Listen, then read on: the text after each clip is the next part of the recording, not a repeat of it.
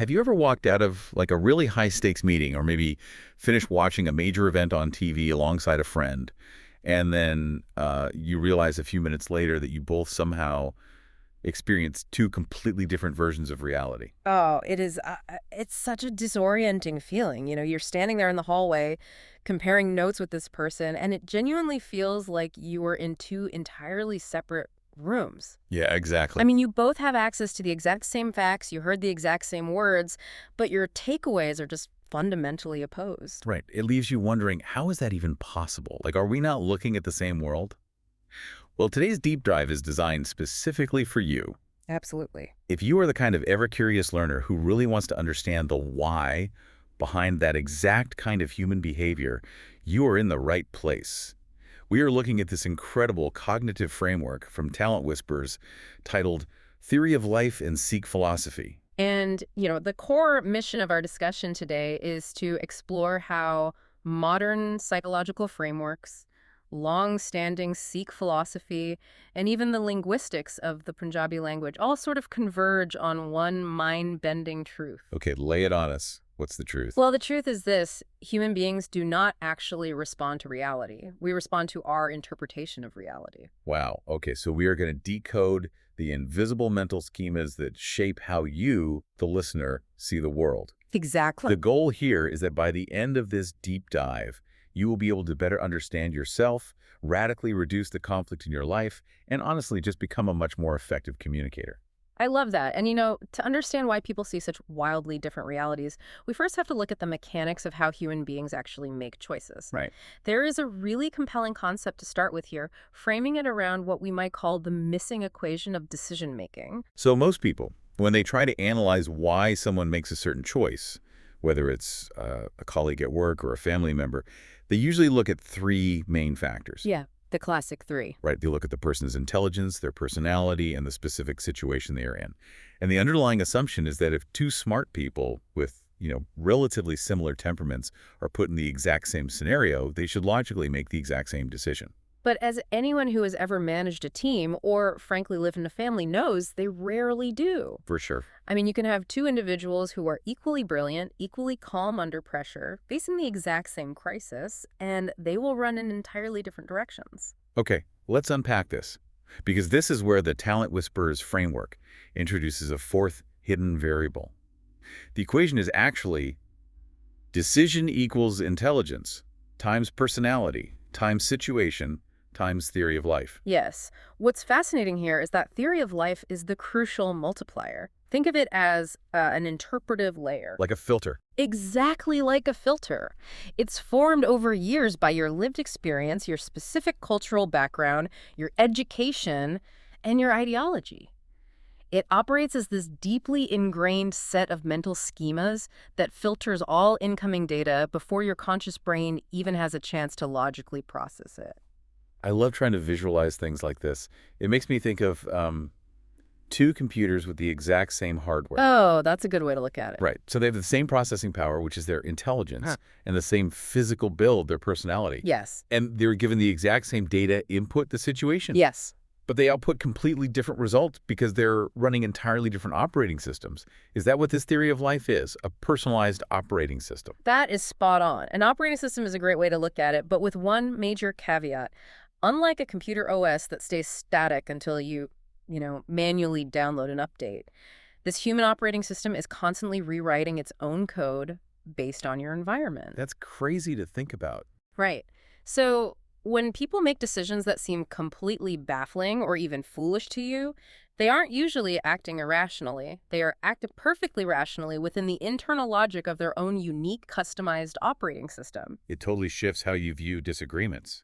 Instead of thinking, wow, this person is being completely illogical, you have to realize their logic is just running on different software. Exactly. You stop judging the hardware and start looking at the software. What's wild, though, is that while theory of life sounds like a very modern, Silicon Valley adjacent psychological concept, this cognitive architecture was actually mapped out centuries ago. It really was. And it wasn't mapped out as some mystical dogma, but as an incredibly practical system of perception within Sikh philosophy. Right. When we look at this philosophy through the lens of cognitive systems, it highlights three key concepts that perfectly mirror our modern understanding of how the brain interprets data.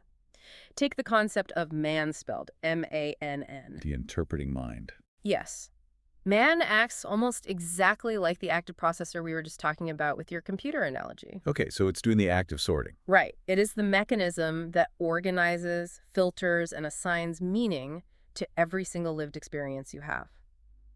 But the processor doesn't run perfectly smoothly. Of course not. It gets constantly pulled off course by the second concept, which is hamai. Now wait, I've usually heard Hamai translated simply as ego. Is it more complex than that? It really is. I mean, in the context of cognitive processing, relying on the word ego limits our understanding quite a bit. It's far more helpful to think of hamai as a distortion layer or a fundamental biasing system. A distortion layer. Okay, I like the... Imagine it as a gravitational pull that forces all interpretation toward the self. Hamai silently dictates what you notice, how you judge incoming information, and how you react. So it's actively shaping what I even see in the first place. Oh, absolutely. It actively amplifies patterns that validate your pre-existing worldview while completely ignoring or, filtering out evidence that contradicts it. Hold on, wait. If my brain is actively hiding things from me to protect my ego, where is the actual real world in all this? That is the big question. Right, because if man is doing the interpreting and Homai is distorting it, what is the objective truth? Well, that brings us to the third concept, which is hukam. Hukam refers to the underlying order, the actual unfiltered structure of reality as it truly exists. Okay, so hukam is the real world. Yes, but the defining catch in this philosophy is that human beings can never access hukam directly. Never. Never. You can never perceive pure reality. You can only infer it through the filter of man, which, as we said, is perpetually distorted by hamai. Let me make sure I'm really getting the weight of this. If the ego is constantly distorting reality before I can even consciously process it, does that mean I'm basically walking around wearing a custom pair of tinted glasses 24/7 and I've just completely forgotten I have them on? Yes, you are absolutely wearing those tinted glasses. Every single day. Like everything I think I am seeing objectively is actually just a reflection of my own internal state. That's the reality of it. And let's take that a step further, because it's not just a passive tint. Sikh philosophy emphasizes that your interpretation of reality is heavily dictated by your internal emotional state, your past traumas, your social conditioning, and your overall level of self-awareness. Wow. Direct access to pure, unvarnished truth is just impossible. Everything is mediated by your personal interpretation. That is deeply humbling. I mean, to realize that my so-called objective truth is really just my ego's favorite version of events. It really reframes everything. It does, but this brings up a massive practical problem. If our minds are constantly filtering reality through these customized lenses, how does that bleed into how we communicate those realities to others? I mean, we don't live in a vacuum. We have to talk to each other and coordinate our lives. Right, and the friction of daily life usually happens right at that transition, moving from internal thought to shared spoken language. Yeah, that handoff is where it all goes wrong. Exactly, because human communication fundamentally relies on deep pattern recognition long before it ever becomes structured vocabulary. Before a child ever understands the dictionary definition of a word, they are already interpreting tone, rhythm, intention, and emotional signals. Okay, here's where it gets really interesting. Yeah. This reminds me exactly of how my dog understands the phrase, good boy. Oh, that's a perfect example. Right. The dog doesn't know any English dictionary definitions. The dog is reading the emotional rhythm, the pitch, and the pattern of my voice. Yes, it's all about the pattern. But as human adults in the modern workplace, we take all of those incredibly rich, deep emotional patterns and we just compress them down into a plain text message or a Slack update. And then we sit there wondering why the meaning gets completely lost or why our coworker is suddenly offended. Oh, we lose so much in that compression. Yeah. If we connect this to the bigger picture, language is not a sterile tool used to just transmit cold, hard facts from one brain to another. It's way messier than that. Way messier. It is a living system of patterns. Meaning isn't just located in the literal words. The true meaning is housed in the pattern of the delivery. And some languages actively resist that compression. The Punjabi language is a really profound example of this phenomenon. Right, because Punjabi is incredibly pattern-rich. It's not just about swapping one English vocabulary word for Punjabi one. Far from it. In Punjabi, the core meaning of a sentence is frequently conveyed through subtle shifts in tone and cadence. So how you say it literally changes what it means. Absolutely. The emotional context dictates the interpretation so heavily that the exact same written expression can completely shift its meaning based purely on the physical delivery. It operates in a way where the rhythm, the emotional resonance, and the emphasis carry as much, if not more, weight than the literal words being spoken. And there's a specific concept from the source material that ties this together, Shabad. I've seen that translated just as word, right? Usually it is, yeah. But within the specific philosophical and linguistic framework, it is much better understood as a patterned sound. A pattern sound. Exactly. A shabad is a sound that carries a deeper resonance and meaning that actively bypasses the logical, literal brain. It aligns perfectly with the idea that meaning is conveyed through sound, repetition, and the feeling it evokes, pushing way beyond just structured language. Okay, so let's track where we are for a second. Our cultural background, our ego, and our very language permanently tint our worldview. Yep, we've established that. We are walking around with these customized operating systems, communicating in compressed patterns. But why does my interpretation of the exact same situation fluctuate from day to day? What do you mean? Well, for example, a coworker can say a certain phrase to me on a Tuesday morning, and it severely annoys me. But they say that exact same phrase on a Friday afternoon, and it makes me laugh out loud. What changes? Oh, that daily, even hourly fluctuation comes down to what we call vectors of influence. It shows that your perception isn't just customized, it's incredibly dynamic. Okay, so it's always shifting. Always. It is shifted almost instantly by your most recent experiences, your current emotional state, your physical condition if you're hungry or how much sleep you got, and your immediate environmental context. Ah, okay. Okay. So the tinted glasses don't just stay one color. They actually change color depending on whether I've had my morning coffee or if I hit bad traffic on the way to work. Precisely. And because your glasses are constantly changing color and your coworkers' glasses are changing color completely independently based on their morning commute, we all end up living in what are essentially parallel realities. Parallel realities, meaning two people can stand side by side, observe the exact same event, and completely agree on the cold, hard facts like, yes, the manager sent that email at 4 p.m., but they fiercely disagree on the meaning of that event. Yes, exactly. One person thinks it's a helpful project update, the other thinks it's a passive-aggressive threat. Oh man, I've lived through that exact scenario so many times. We all have. And the crucial takeaway here is that this divergence isn't a failure of reasoning on anyone's part. It's just the inevitable byproduct of two different interpretive systems processing the exact same data. It's just the software running. Right. Yeah. And this exact phenomenon has actually been backed up by modern psychology. If you look at Jonathan Haidt's landmark research in The Righteous Mind. Oh, wait, I want to pause right here and just break the fourth wall for a second. Go for it. If you are listening to this on your commute or at the gym right now and thinking, well, I use logic to make my decisions, other people are just emotional. Haidt's research actually shows that you feel first and you rationalize second. Yes. That is such a vital point to make. We all use logic to justify the intuitive jump our brains have already made. Exactly. We rationalize the interpretations our underlying frameworks have already served up to us. And if we look at Ian McGilchrist's work on brain hemispheres, he explores how our different brain processing modes physically create competing cognitive frameworks. So it's biological. It is. We are biologically wired to construct reality, not just objectively record it like a video camera. But if we are biologically wired to construct our own realities, and those are constantly shifting based on our vectors of influence, and we are basically completely isolated in these parallel universes, how on earth do we avoid constant, endless conflict? It sounds impossible, doesn't it? Yeah. I mean, does objective truth even matter if we're all just acting out our own scripts? Well, that is the core tension of human interaction. But counterintuitively, truly understanding this dynamic is exactly what reduces the conflict. How so? Because when you realize that the person you are arguing with is operating in a parallel reality, one constructed by their own unique vectors and schemas, you can stop endlessly arguing over who is objectively right. You stop attacking their conclusion. Exactly. Instead, this knowledge prompts you to get genuinely curious. You start asking, what experiences shaped your perspective? What patterns are you seeing that I'm completely missing? So it moves you from a posture of defense to a posture of genuine curiosity. That is really powerful. It changes everything. Knowing that we all operate in parallel realities is endlessly fascinating.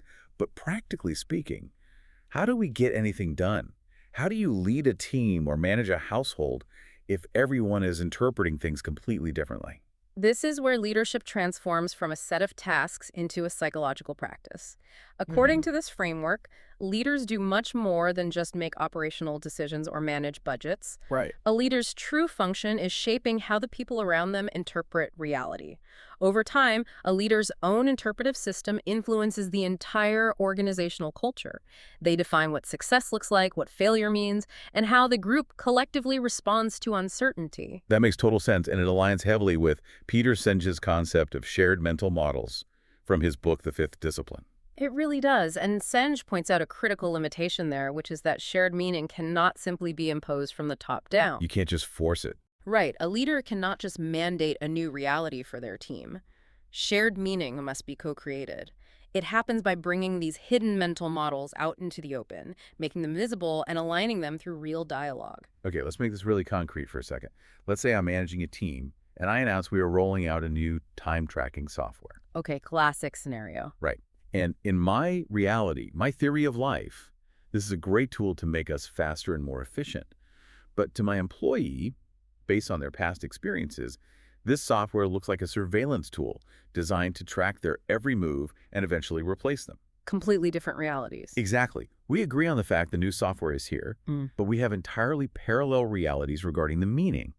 How do I actually co-create shared meaning there instead of just yelling at them to use the software? That is the perfect scenario to test this framework. First, you have to stop defending the software. Okay, step one, stop defending. Right, because if you just spout facts about efficiency, you are talking to their logical brain, but their hami, their ego protection layer, is screaming that they are in danger.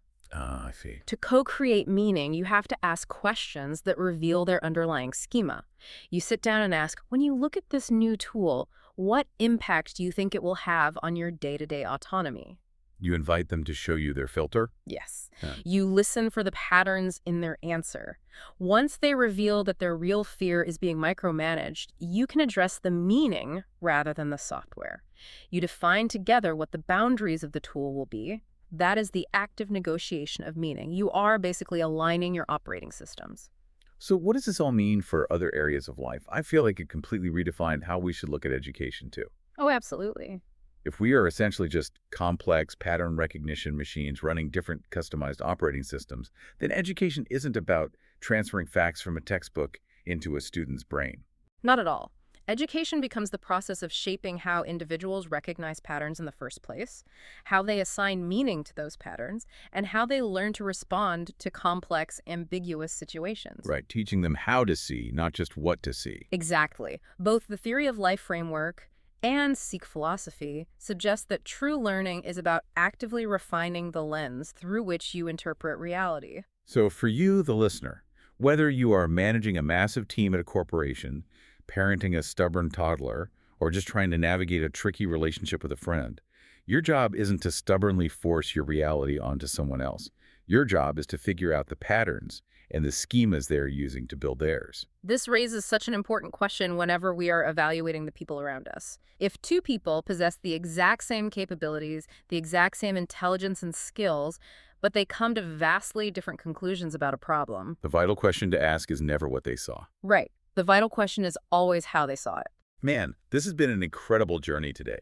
I mean, we started with the missing equation of decision-making, showing that intelligence, personality, and situation just aren't enough to explain why we make the choices we do. We really covered a lot of ground. We did. We then traveled back to ancient Sikh concepts, exploring man, the interpreting mind, and hami, that powerful ego-driven distortion layer that protects us but simultaneously blinds us. And then we explored how these highly customized internal realities are communicated to the outside world.